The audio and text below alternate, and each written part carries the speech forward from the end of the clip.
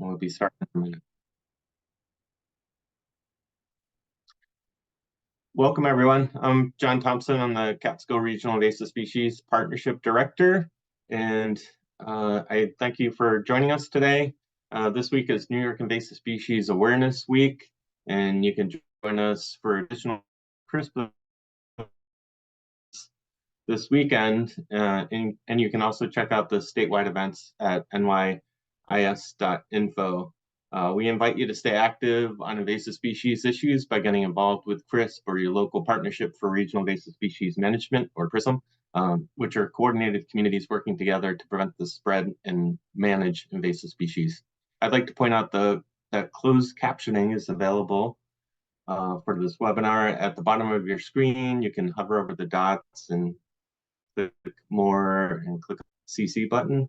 Our speaker today is, we're very lucky to have, is Sarah Coney. Sarah is the CRISP Aquatics Invasive Species Manager at the Catskill Center. Sarah works on surveying the water bodies of the CRISP region and working with partners to manage invasive species within the CRISP region, ones that we find. Today she'll be presenting Pets in the Wild, aquarium releases, a subject that she's passionate about, very knowledgeable about. Also, I should mention before we go off the slide, these are the events that we have coming up at CRISP. So you could register on our CRISP website, catskillinvasives.com, under events. And with that, I would say if you have any questions during Sarah's talk, then you could enter them in the chat, and Sarah will answer them at the end of her presentation. So I want to go ahead and pull up your slide, Sarah. Are you not seeing the slides?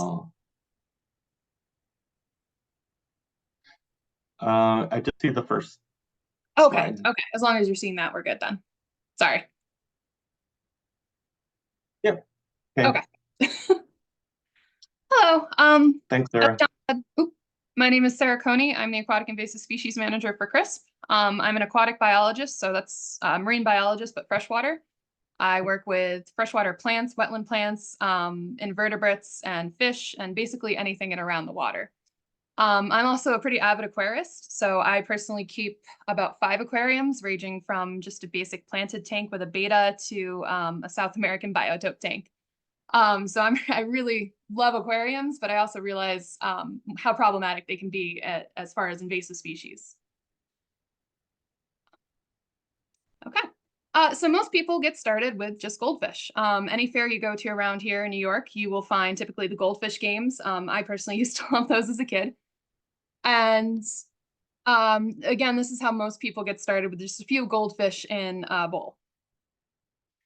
The next step up is typically adding plants to an aquarium and adding a bit more variety, especially with tropical fish. A lot of people are very passionate about planted tanks, and there's whole communities just dedicated to aquascaping in particular. And so then, to go even further into the weeds, you start getting into biotope tanks, which mimic a certain area of a certain region of the world. So a particular river or stream or lake in Africa or Asia, and you import or acquire animals and plants native to that region and try to make it as close as possible to that ecosystem, which can be incredibly beautiful when done right, but you can see the issues that might pose by bringing in foreign fish and plants from halfway around the world. And that's not even to mention marine tanks. So marine aquariums are a whole nother step up in complexity. And between fish, invertebrates, and corals, there's plants that can be brought into. So these are also probably the biggest part of the industry, are marine tanks. And so it's a $1 billion industry. The most recent report says that the global marine trade generates about over $200 billion annually. And that's expected to increase in participants and how much money that generates by 2100. So it's seeing a huge surge in growth. Unfortunately, there aren't really any estimates for freshwater trade. It's smaller, but it's a lot easier for people to get into and more easily accessible. Any Petco, any local fish store you go into, majority of them have freshwater fish. And so it's actually shifted where species traded for aquarium have become worth more money than species consumed. So the average price for marine aquarium trade fish is about $148 per kilogram versus only $3 per kilogram for tuna. Unfortunately, as some of you may know, the marine system is becoming increasingly stressed by a variety of factors, including climate change, invasive species, and unsustainable harvesting in some of these marine habitats. About 25% of all known marine species, including some of the most highly valued fish and corals and invertebrates for our aquariums, are from reefs. And coral reefs are increasingly stressed with bleaching, destruction, and a whole host of other issues. So it comes at a question of what's the price of the tropical fish trade. As you can see, it generates a lot of profit, but unfortunately, it's not incredibly sustainable for tropical fresh or tropical marine fishes. About 90% of ornamental and marine fish and invertebrates make up the aquarium trade in the US, and most of those are caught from the wild because they need extremely specific conditions to reproduce, which are very hard to recreate in an enclosed setting, in an artificial setting, or they're just incredibly hard to breed in captivity. So a lot of marine fish are wild caught and imported into the US or around the world. So originally it began for small scale collection in the 1930s in Sri Lanka, until it ballooned to about 7.6 million saltwater fish imported into the US on average. And as I said in the last slide, we're expecting to see that increase even further. Unfortunately, in places like Sri Lanka, Indonesia, and a lot of the Southeast Asian countries where a lot of these fish come from, the collection involved using cyanide to stun the fish and then collect them while they were stunned. Unfortunately, this has a high mortality rate and has a huge negative effect on the corals and non-target species. So that was banned, luckily. It is fish that are caught by cyanide are no longer allowed to be imported into the US under the Lacey Act. So the Lacey Act is a federal act that bans trafficking of fish, wildlife, or plants that were illegally taken, possessed, or transported or sold. And it follows the laws of the country of origin or sale. And so we'll mention the Lacey Act several more times because it's a very important protection in place against invasive species, especially. Only about 10% of freshwater fish are wild caught. I get a few species from South America that don't breed well here in the US, or there just aren't a lot of hobbyists with them. So there are imported freshwater fish, and that's primarily what we'll be focusing on today, our freshwater plants and animals. And so now we go to the next step. How do these aquarium fish become invasive? Unfortunately, there's a number of reasons, from intentional dumpings into local lakes, ponds, and streams to accidental releases. Just a small slip in oversight for especially a lot of aquatic plants can start huge issues. And so according to the Convention on Biological Diversity, about 1/3 of aquatic invasive species in the world have been identified as ornamentally or aquarium released. So it's a pretty significant pathway for the introduction of aquatic invasive species. Here in the US, there have been a number of aquarium releases. We also have issues with ballast water bringing things into, especially the Great Lakes. That is a hotbed of introduction for a number of species. And typically watercraft are one of the biggest contributors to helping further spread these invasive species. And so what constitutes an invasive species? Typically, it has to be a species that is non-native to the ecosystem that it's introduced into. Just because it does not necessarily come from the area it has been introduced to does not automatically make it invasive. There are a number of non-native species that are not considered harmful. And there are some non-native species that are considered naturalized, like the dandelions in your lawn. Those are native to Europe, came over with European settlers, but they don't really harm or necessarily help the environment, so they're considered naturalized. So for something to be considered invasive rather than non-native, it has to in some way damage the ecosystem, cause economic harm, or be hazardous to human health. So there's a variety of ways they can do that. Damage to the ecosystem typically means outcompeting or displacing our native species, whether they be plants or animals. Economic harm typically has impacts to recreation. A lot of cities and townships along lakes and rivers really depend on that as a source of income for the surrounding areas. And so especially plants can really cause a lot of recreational issues that can cost taxpayers a lot of money. Eurasian water milfoil has been shown to lower the costs of houses in adjacent when it's adjacent to a lake that Eurasian water milfoil is in. And then some invasive species can actually be hazardous to human health. The first two that we'll talk about are great examples of that.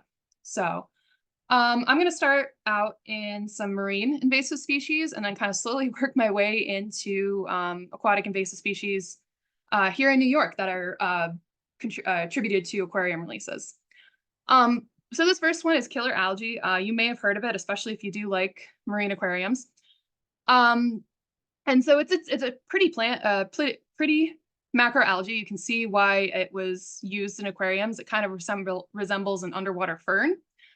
However, it was accidentally introduced first in the Mediterranean. It was a particular strain that was bred to resist cold water, so that could be used in cold water tanks. And it was actually accidentally released into the Mediterranean by a professional aquarium that had in their tanks basically just took the water in from the ocean and then released the water back out into the ocean, which is a bad idea, we now know. And so unfortunately that was introduced into the Mediterranean and it has now colonized hectares of sea. It's incredibly widespread. And the issue with it is it's incredibly fast growing. So it outcompetes a lot of the native other algae and seaweeds, any marine plants, and any invertebrates that are sessile or can't move by themselves, like sponges or corals. This will just take over completely as well. And on top of that, they produce a toxic, I'm going to butcher this word, I apologize, clerpinane compound that makes it unsuitable for consumption by humans, because there are some seaweeds and macroalgae that we do eat. But then to compound that, they also, any fish or invertebrates that are eating this algae can no longer be consumed because it accumulates in the flesh.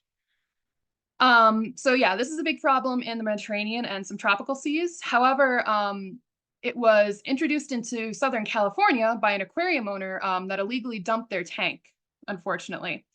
It then took California 6 years and about $7 million to fully eradicate the algae. And that was when they caught it early with a small population. So early detection and early action are incredibly important with any invasive species, not just aquarium dumps, because it's a small new population, it's feasible to get rid of it. Once it spirals out of control, like the red lionfish, we really have to start focusing on suppression and control in some ecologically important areas. So there's actually 2 species of lionfish invasive along the South Atlantic shore here in the US and continuing down into Central and South America. So the red lionfish is probably the one that most everybody pictures when they think of a lionfish. They're beautiful fish. They're honestly one of my favorite marine fish. I think they're gorgeous. And a lot of other people did as well. And they were very popular in the aquarium trade. I remember seeing them in the 1990s and some restaurants, they would have tanks with tropical marine fish, including lionfish. And now you do not see them because they are shown to be highly invasive and they are now banned for sale here in the US. So they're native to the Indo-Pacific, like a lot of tropical marine fish are that are imported here. And these are very aggressive, voracious fish that will eat just about anything that can fit into their mouth. And you can see from that bottom right picture that they just completely take over and form swarms. Those big spines make it hard for our native predators to eat them. And combine that with the fact that they're venomous makes them very difficult for our native fish to deal with, and can also pose a hazard to us as well. Um, they also have huge negative effects on our coral reefs by consuming our native species, outcompeting our native species, and just disrupting the coral trophic chain or food web through their introduction. And so they've been working in the Gulf in particular to train native grouper and sharks to consume the lionfish. And unfortunately, they haven't been very successful. However, we have since introduced another predator, the scuba diver.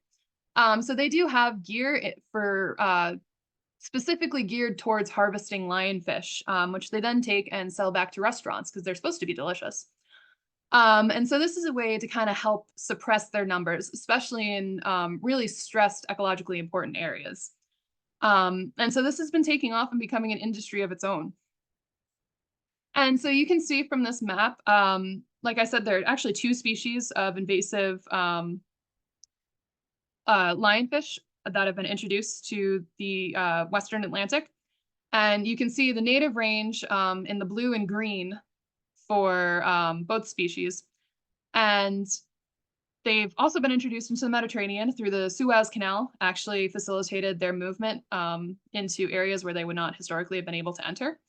So that poses another issue, is our canals, but that's a whole nother topic. And then they've also taken over considerable amounts of the Caribbean, the Gulf, and pretty far northward up the coast. And lastly, that red hatching is their predicted expansion southward down the coast of South America. And as climate change persists and goes forward and oceans warm, we might start actually maybe even seeing them up along the coast of New York. Who knows? But they are unfortunately spreading fairly rapidly. Okay. And so now we're finally going to move a little bit into freshwater. Most everybody has probably seen these sold in aquarium stores. You may have heard about them in Florida. They're causing a lot of issues down there. Besides outcompeting our native species, they also love to burrow and disturb the banks of rivers and lakes that they're in. So that causes a lot of issues with sedimentation. So these guys are native to South America. They're very commonly just called suckerfish. And these, besides goldfish, are probably one of the most common beginner aquarium fish that you'll see. Unfortunately, this species in particular, the common pleco, is often sold when they're about like 2 inches long. And they can get over 2 feet. So a lot of people aren't aware of what they're getting into and don't have tanks suitable for these large fish. And unfortunately, that has resulted in people releasing them. They are tropical fish, so they really do not tolerate cold very well, but they have become very well established in Florida. And this is just one species of multiple. So they are in the family Lacaridae, which is a huge family of armored catfish. And the Hypostomus genus is the largest in that family. And there's over 130 species, many of which are undescribed. So there's actually a few other invasive plecos in Florida and around the world from this same genus. And this is another species with concerns being taken out of the wild. A lot of these are harvested. Some of the more rare species are harvested down in South America, which are not fully scientifically described, and yet their populations are being depleted to export them for the aquarium trade. So there's a lot of issues with unsustainable harvesting. Okay. And so this is the big concern a lot of people are really upset about with these suckers. You can really see how big they get compared to these manatees. But they're also stressing the manatees and bothering them by cleaning off all the algae that accumulates on their skin, which is a natural, healthy part for the manatees. And the addition of the suckers holding on to them and just swarming them like that stresses out the manatees further, unfortunately. So there's a whole host beyond that of negative effects that these plecos are causing down in Florida in particular. And I really want to stress that this is not just a problem here in the US. Aquarium releases are global. problem. And you can see from this map, this is a map that shows 6 different Pterygoleptes species. So that is a cousin to the common pleco. And so you can see this is a worldwide issue that they have been spread into Asia, Africa, all over the world, unfortunately. Cichlids. So cichlids are another very popular aquarium species. A lot of people keep cichlid-only tanks. They're beautiful, bright, colorful fish. They have great personalities. So they're very attractive from beginners all the way up to advanced fish keepers. And it's an incredibly diverse family. So they hail from areas of South and Central America, Asia, and Africa. There are over 2,500 species found worldwide. The African rift lake cichlids in particular are incredibly impressive. Lake Victoria has over 500 species of cichlids that are fulfill every ecological niche in Lake Victoria through adaptive radiation. So in about 15,000 to 10,000 years is the timeline for those 500 species to appear, which in geological terms is incredibly short period of time. So these are fascinating fish, but they can also cause a lot of issues. So again, most of these were introduced through the pet trade. The black acara, that bottom left one, they're beautiful. I love acaras, and they were introduced into the Miami area in 1950s, and is now common throughout South Florida. Since then, over 20 species of cichlid have been introduced to Florida. That bottom right picture is a Mayan cichlid, which they are all over the place. Oscars are another very popular aquarium fish that get very large. But again, they're sold very small in a lot of pet stores and quickly outgrow their tanks. And so unfortunately, a lot of these have been dumped into the canalways and waterways in Florida and have thrived there since. And it's not just Florida. Banded jewel cichlids, that's that middle picture, have been introduced into Hawaii and are very invasive down there. And that top right picture might look familiar. That is a tilapia. They're also in the cichlid family.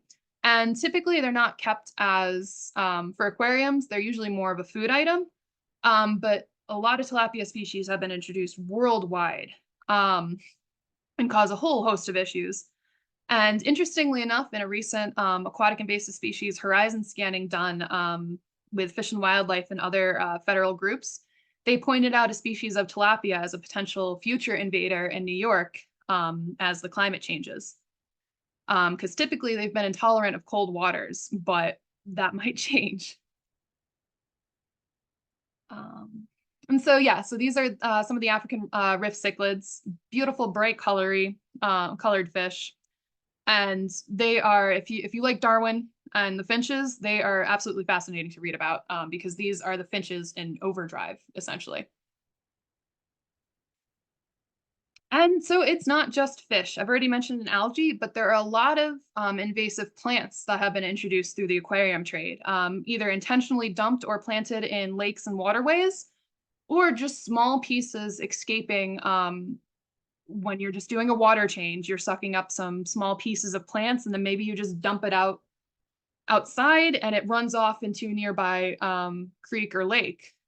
And so, because a lot of plants, aquatic plants in particular, produce through fragmentation, so very small pieces can start entirely new beds. So this is Brazilian waterweed. It's sold under a number of different names. It's also called the super oxygenator weed because it's supposed to add a ton of oxygen into the tank, which is always good. Oxygen's fantastic. But unfortunately, this also just goes into overdrive and will just completely take over a tank or a water body that has been introduced into. It's extremely tolerant of poor conditions, low nutrients, poor sediments, shade. It will still grow. And it's native to South America, but has become an issue all over the world. Here in the US, it has established in 43 states. It can be found in at least 27 countries beyond its native range. And it was first found here in the US, right here in New York and Long Island, and unfortunately has since spread. Okay. Um, Invertebrates are just as much of a problem. This one was in the news a couple years ago. This is marbled crayfish. This is one that is not actually here in, has not really invaded here in the US. There's a lot of concern that it could, though, because it has established itself in Germany, the Netherlands, UK, Japan, and interestingly enough, Madagascar. So it's a really neat crustacean because the marbled crayfish is the only known decapod crustacean that reproduces through parthenogenesis. So parthenogenesis is when a female reproduces, basically makes clones. This is also called a self-cloning crayfish, um, with no males. So this is an entirely female population. There are no known males. And this one can be attributed directly to the aquarium trade because this particular subspecies, the Procambrius phalanx F. virginialis, or just Procambrius virginialis, has never been seen outside of the aquarium trade. So there is a native, very closely related species in the southern US. However, there are males and they're not quite, they don't reproduce through parthenogenesis like these guys. So you can see from that top picture, they are kind of pretty little crayfish. A lot of people do like to keep crayfish for their personalities. Usually they're a species only tank just because they'll eat anything they can, including fish and other invertebrates. And there are a lot of different color morphs. There's actually blue ones for these, and all sorts of different patternings. So they are very pretty. But you can probably see the issues of a self-cloning crayfish introduced into outside of its native range. And so they were first imported into the they were actually bred in Germany in the 1990s, and quickly became very popular in aquariums. They were first imported into the US in 2004 and were banned in 2020 under the Lacey Act. Unfortunately, there are still specimens either in private aquariums. They're not allowed to be sold any longer, but a lot of hobbyists do still have them. And again, while they're not established in the US, there was actually a specimen found in the lower Hudson in 2023. So, and crayfish are a huge threat to pretty much any aquatic ecosystem they're introduced to outside of their native range. So this is a different species. This is the red swamp crayfish that is native to much of the Gulf and is very commonly consumed. They're the crawdads you get in a boil down in Louisiana usually. And unfortunately, because they're so readily available, they've been spread throughout most of the US by unsuspecting aquarium hobbyists or even biology teachers releasing either unwanted pets, or when they're done teaching whatever module, they release them back into the wild where they're not necessarily native. So unfortunately, they have been fairly well spread throughout not just the US, but across the world. You can see that map's kind of small, sorry. But you can see that blue splotch is where they're native to, and the red splotch is where they've been introduced. The red spots are where they've been introduced outside of their native range and where they're invasive. So they're also commonly sold as freshwater lobster. These guys are also related to the cloning crayfish. They're both Procambrius genus. And so those are some of the most common ones that you will see in the aquarium trade. When you see those freshwater lobsters sold at fish stores, it's typically a Procambrius species, somebody similar related to these. And those are usually pretty large, robust animals. And so unfortunately, a lot of the global diversity for crayfish have been threatened by the introduction of non-native crayfish, along with habitat destruction, pollution, and a whole bunch of other factors. And you can see really the hotspot for crayfish in the world is in the Mississippi. The Mississippi is an incredibly unique system. It's really if any freshwater biologist wants to go to the Mississippi, because it is a fantastic, very unique area. But it's also a source for a lot of freshwater invasive species here just in the US. Rusty crayfish are invasive here in the Susquehanna. I see them all the time. They're native to the Ohio River Valley, but highly invasive here in New York. And so about a third of global freshwater crayfish populations are threatened with extinction. So that's about 200 out of the 600 known species are facing extinction. And about 98% of crayfish species are endemic, which means they're only found in that particular watershed, that particular geographic location, nowhere else in the world. And invasive aquarium release crayfish are some of the biggest contributors to that. So a few species I did touch on have been released into New York, but now we're going to focus on ones that are unfortunately more commonly found here and are fairly well established, or just becoming larger threat. So goldfish are honestly my least favorite. They have been bred to the extreme, and I really want to point out that all carp are native to Asia or Europe. There are no carp native to North America. Common carp, which are cousins to these guys, are considered naturalized. However, I think a lot of biologists, a lot of ecologists consider them more invasive than naturalized. They cause a lot of disturbances, especially by stirring up sediment and resuspending a lot of nutrients into the water column. They're spawning right now, so if you go kayaking up into any small stream or river, you will see these huge 3-foot fish everywhere, just turning the water to chocolate milk, and just it's not great. So they cause a lot of issues, and so goldfish are pretty much just as bad. Most of the goldfish that people see are either the common or comet goldfish. But like I said, they have been bred into crazy proportions, as you can see here. They are very popular. Some of the specialty breeds like the Ranchu, the Bubble Eyes, the Oranda, the Ryukin, the Pearl Scales. There are so many varieties of goldfish. Unfortunately, those guys really do not survive in the wild on their own, or you can probably guess why. They are really not suitable for a wild habitat. But the common goldfish that are sold in every single pet store by the hundreds, either for to keep an aquarium or as feeder fish. Again, at the fairs, people see these all the time.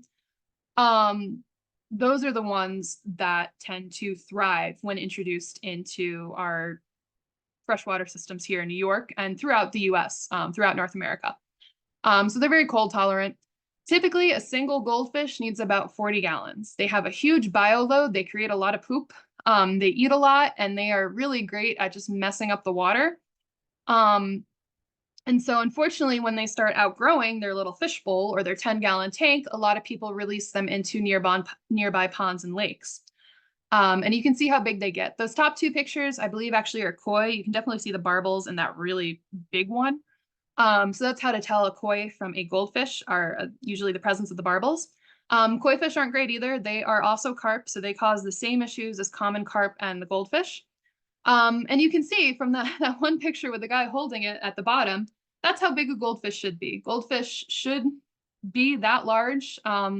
They can live 10 plus years. So unfortunately, a lot of goldfish in the aquarium trade are rather mistreated. Either because they're sold and say they grow to the size of the tank, which is a huge, huge myth, or they're released into ponds and lakes. And a lot of people do that intentionally to have goldfish or koi ponds, which are beautiful. However, if you're in an area with a lot of flooding, that has the potential to release them into nearby bodies of water that are where they can become part of the wild ecosystem. So unfortunately, that's something you always have to consider if you are starting your own little pond somewhere, a little garden pond. Is it connected to another water body? Is there potential for it to be connected to another water body? Weather loaches. This is another temperate, cold tolerant fish. These are very popular in the aquarium trade. People love these. They get about 2 feet long. They're very chunky. They have great personality. And you can see they come in a variety of colors and patterns. And they have a million different names. So weather loach is just one. A lot of people, most commonly, I think in pet stores, they're sold as dojo loaches. They're also called weatherfish because they're supposed to act up when there's like a change in pressure, which is really interesting. And while they're banned here in New York, they're actually still sold right across the border in Pennsylvania. A lot of species that are considered injurious or are banned or regulated here or just banned in New York are unfortunately still sold in other parts of the country. And a lot of these plants and animals, if you go online, you can find them being sold. A lot of the more reputable sellers will not sell them to states where they're banned. However, there's a lot of private hobbyists in other areas that you can still find these, unfortunately. And so like a lot of loaches, these guys are tough. They are incredibly tolerant of harsh environmental conditions. They can survive some freezing. They can survive hot temperatures, turbidity, excess nutrients, really anything. They'll thrive. They are hard to deal with, unfortunately, once they're established. And we do actually have a few populations here in Crisp. So actually where they're native to, they are consumed as a food source, but they're definitely more popular in the aquarium trade than they are as a food item here in the US. And so unfortunately they have established in 12 states. The first wild population was thought to have escaped from a goldfish farm in the 1930s, California. Since then, populations have established in Michigan, a different strain that was imported from Japan, interestingly enough, thrives in Michigan. That was believed to have come from a nearby aquarium supply company. Hawaii, those were introduced. Those ones are believed to have been introduced as a food source by Asian immigrants. And they've since been spread to use as bait as well. Louisiana escaped from a fish farm, and most other introductions in those 12 states are presumed from aquarium releases. Okay. Carolina fanwort. This is a really popular one in aquariums. There are other species of fanwort. This one, however, is native to the southern US, so you'll still see it a lot down there. Unfortunately, it has since become invasive, especially in the northeastern US. I've been to a few lakes with this that is established, and it's a complete monoculture. We could find nothing else besides this fanwort growing all the way up to the surface and just creating huge mats at the surface. So it is extremely problematic when it gets into the wild and establishes itself. But as you can see from that top picture, it's a pretty little plant, bright green, bushy.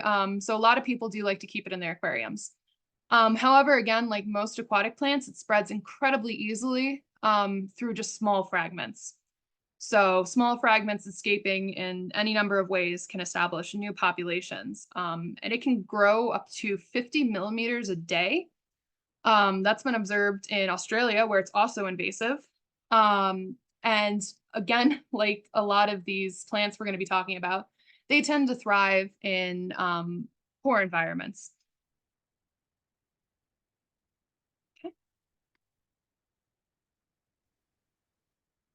Okay. This is an invertebrate. You might actually see these in some of the streams and rivers around here. If you've ever been to Lake George, you will probably find these shells washed up on shore. So these are filtering clams, and just like the loaches, they have a million different names that they're sold under in aquarium stores.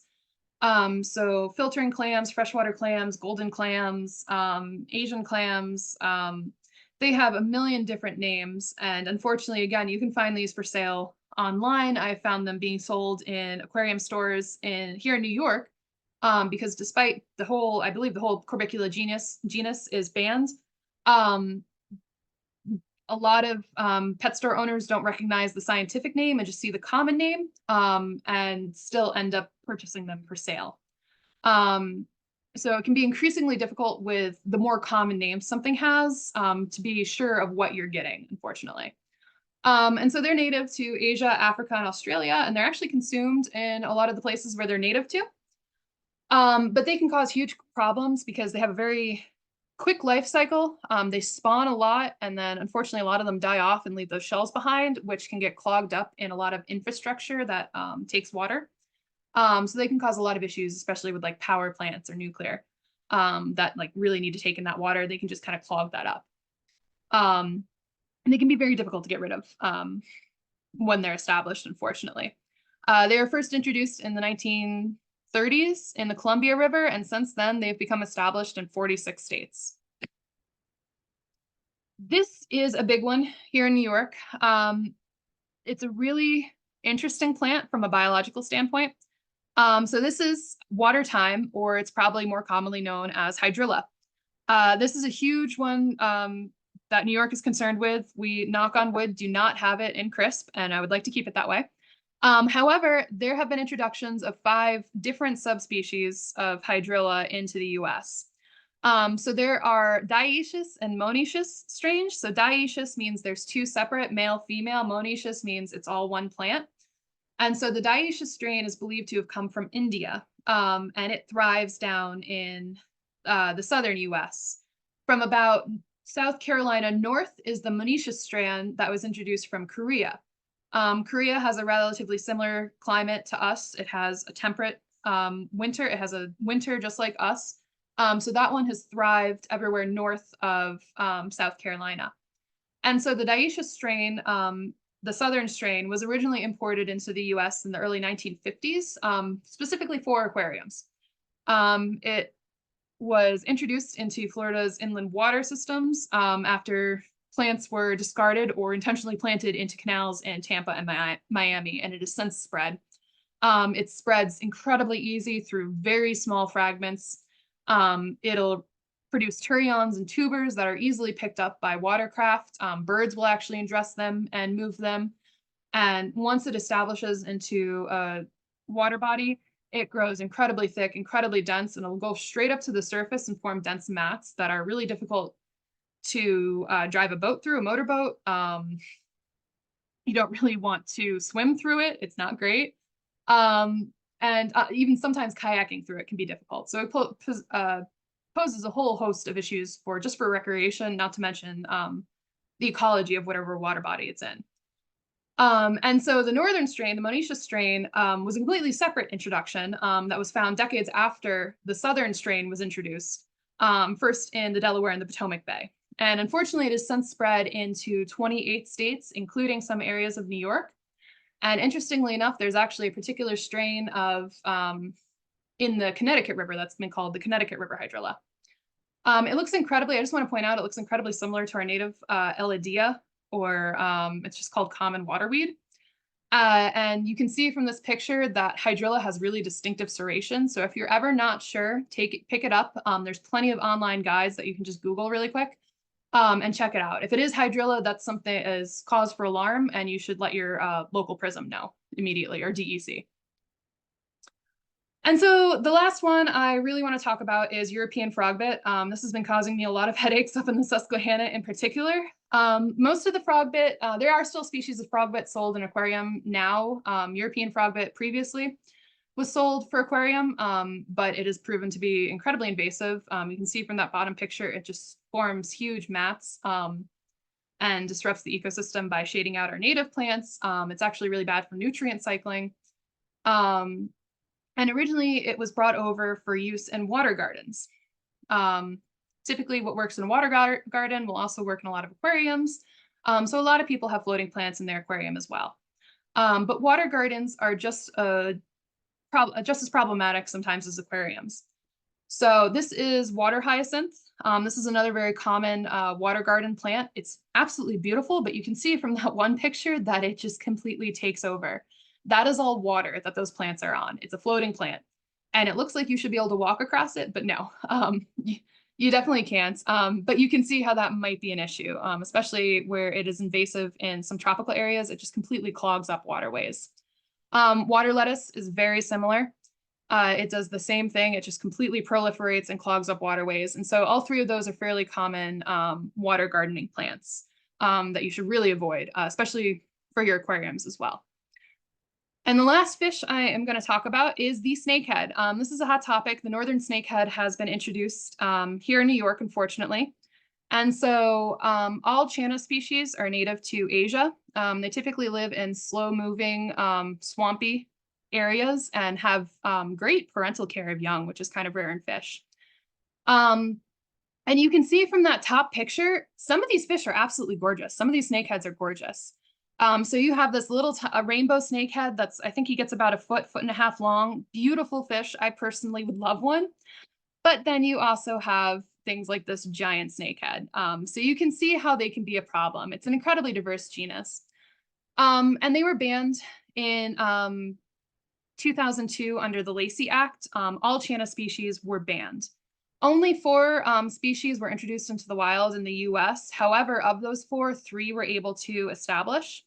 So down south, you will see the bullseye or golden line snakehead. In Hawaii, the blotched snakehead has established itself, and I believe it's from Maryland northward, and it is constantly spreading. I think there was just a detection in Missouri the other day. The northern snakehead has become very well established in North America, unfortunately, and we have had detections in the Delaware here in New York. So yeah, they can be a problem, and a lot of them were thought to be introduced from, again, aquariums. And so you might be asking, what do you do when you have fish or plants that you don't want? If you have too many plants in your aquarium, or if your goldfish is outgrowing your aquarium, what should you do? Typically, the best thing to do is either to donate them or sell them to a local pet store. If you have a million guppies, because guppies reproduce like crazy, a lot of pet stores will buy them back for them to resell. You can donate them to a local school. A lot of them keep aquariums in the classroom for the kids. There's a lot of social media groups for aquarium hobbyists. So a lot of them you can either sell or trade plants and fish, or if you just want to get rid of them, a lot of them will rehome them. There's actually some specific fish rescues. There's one in Ohio in particular. Plants, again, you can sell or donate them. When I have too many plants, I give them to my friend who keeps an aquarium, and then she usually kills them. So it works for me because I can just keep giving her plants. Um, but they can be somewhat difficult to kill to keep sometimes. Again, social media groups, there are groups dedicated to plant swapping specifically. So as long as it's not a prohibited species, a lot of aquarium plants can be traded within the state and outside the state. Just be aware of what you are purchasing or selling. And then if you just want to get rid of the plants, you can freeze them or leave them in full sun for at least 24 hours. I would go over that. And then you can compost them away from water, very far away from water. You can also just dip them in bleach and leave them. That will just destroy the cells, and it's probably the safest method. But there's a variety of methods you can use to get rid of plants that you don't want anymore. So that was a very small subsect of invasive aquarium release animals here in New York and some globally. There's a ton more resources online that I really urge you to look into and find more information. Our own website, Catskill Invasives, has a lot of information on a lot of aquatic and terrestrial invasive species. And there are some dedicated sites like Stop Aquatic Hitchhikers to informing the public about what to do with aquatic invasive species and really promotes clean, drain, dry, which is essential to preventing the spread of invasive species. And this is the first in a series of webinars, so we will also be having two more talking about pets in the wild, Pets as Pests. So Don't Let It Loose is a fantastic organization that helps curb the release of not just fish, but also a lot of reptiles and amphibians. And they will be speaking about invasive reptile and amphibians that are released. Again, you'll hear a lot about Florida. And then after that, the American Bird Conservancy will actually be talking about cats and their effects on the ecosystem. We have not quite figured out a date for that yet, but as soon as we do, we will have it up on our website under events. And if you ever have any questions about terrestrial or aquatic invasive species, please do feel free to reach out to us. It doesn't have to just be an aquarium release, anything. Reach out to us and we will point you in the right direction. So yeah, I think I have some time for questions. If anybody has any questions. Thanks, Sarah. That was great. We don't have any questions in the chat, but if anyone wants to enter in the chat, or you could unmute yourself and try to answer your questions.